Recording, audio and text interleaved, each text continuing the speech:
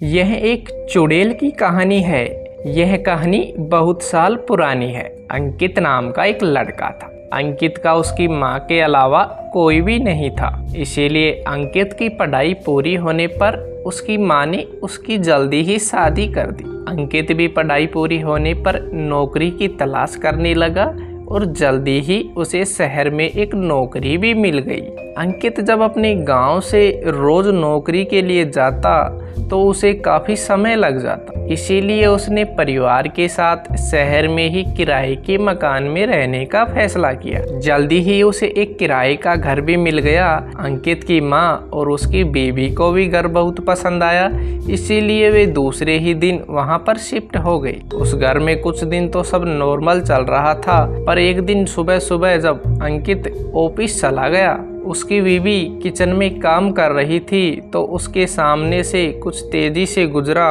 उसने सोचा शायद उसकी सासू माँ होगी और अपने काम में लग गई।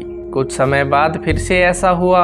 लगा कोई औरत किचन के पास से गुजरी है। अंकित की बीवी एकदम से डर सी गई और अपनी सास को आवाज लगाने लगी, पर उधर से कोई भी जवाब नहीं आया। फिर उसने अपने सासू को कमरे में देखा तो वहां पर उसकी सासू माँ नहीं दिखी।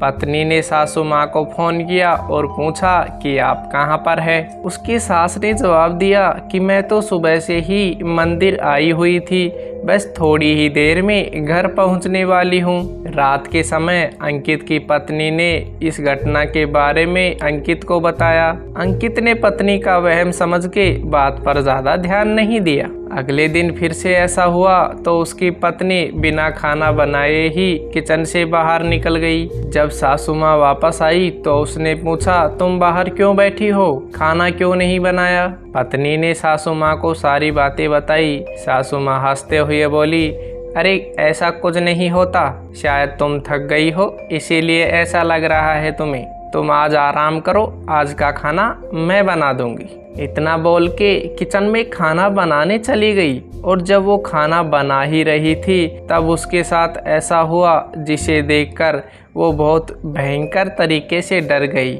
ऐसा लग रहा था जैसे मानो कोई उसके बालों को पीछे से खींच रहा हो। अब उसकी सासू माँ बहुत ज़्यादा घबरा गई और उसने अंकित को फ़ोन कर सारी बातें बताई। अंकित तुरंत ऑफिस से छुट्टी लेकर घर वापस आ गया। आसपास के गांव में पहुंचने पर पता चला कि जो पहले यहाँ परिवार रहता था उसके घर की एक औरत की मौत किचन में आग लगने की वजह से हो गई थी। बस फिर क्या था, अंकित तुरंत ही घर को खाली करके वापस अपने गांव चला गया और बाद में उसने एक शहर के बीच में एक छोटा सा घर किराए पर लेकर रहने लगा। दोस्तों, आपको हमारी यह कहानी कैसी लगी कमेंट में ज़रूर बताना और चैनल को सब्सक्राइब करते जाना।